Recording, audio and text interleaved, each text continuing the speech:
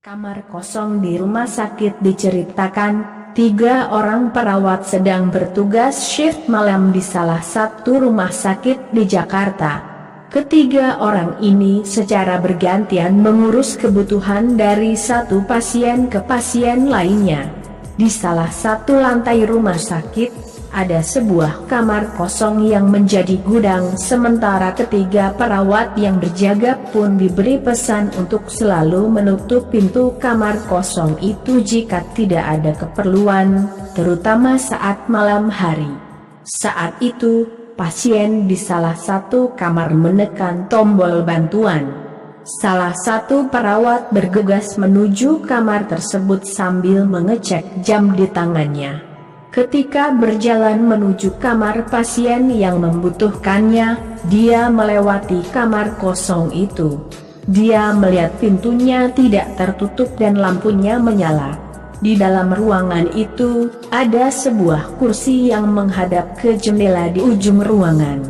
Awalnya, dia berpikir kalau cleaning service lupa menutup kamar itu. Dia pun menuju kamar pasien dan ternyata infus pasien sudah hampir habis. Ia kemudian pergi mengambil infus di ruang obat dekat ruang perawat. Otomatis, dia harus melewati kamar kosong itu.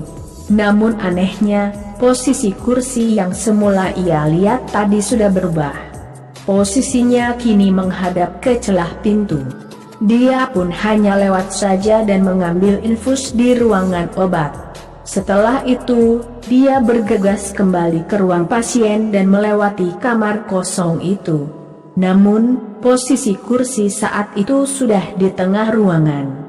Tapi, perawat itu tetap menghiraukannya.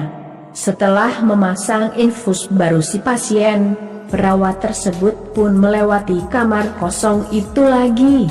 Sontak dia langsung kaget, lemas, dan menangis.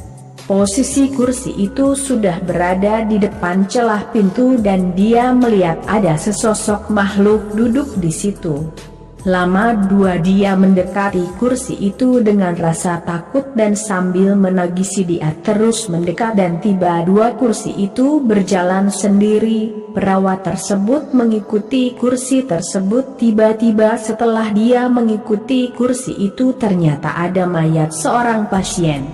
Pasien tersebut meninggal dikarenakan dibunuh seseorang. Perawat tersebut berteriak-teriak meminta pertolongan dan datanglah seorang dokter. Dokter tersebut kaget.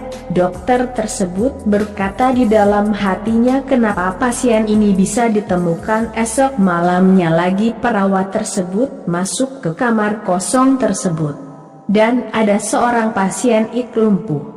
Perawat tersebut kaget. Dia mendekati pasien tersebut. Dia bertanya kepada pasien tersebut, kamu siapa? Mengapa kamu ada di sini? Pasien tersebut menjawab, aku adalah seorang pasien dibunuh kau temukan.